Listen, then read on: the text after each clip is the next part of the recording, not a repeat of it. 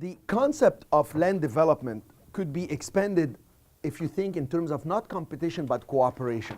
For instance, if you have a land and you already own it, one of the best ways to sell it is to ask a contractor and say, would you like to partner up, or a developer? You don't have to pay me for the land. Just come in and you develop it, and then when we're done, I get X and you get Y. You see my point? You're going to sell it for a lot more. So the contractor usually has to buy it all cash because banks don't want to loan you on land, or at least 50% cash down payment.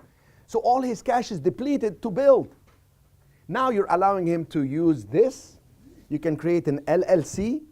You are you, and it's them, the contractor or the developer, and now they can get a construction loan, phase 1, phase 2, phase 3, and next thing you know, your land that you were going to sell for $400,000, because you let them develop it and did it later, you can now share some profit and you sell it for $500.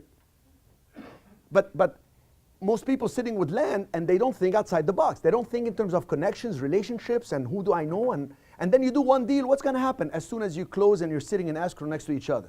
What do you think you're going to do as you look at each other? Jeez, I just walked with $500,000. You walked with another 300. Can we do another deal together? And that contractor, that developer, most likely is going to tell you, there is another lot I looked at coming in here last week because I've been thinking about what we're going to do next.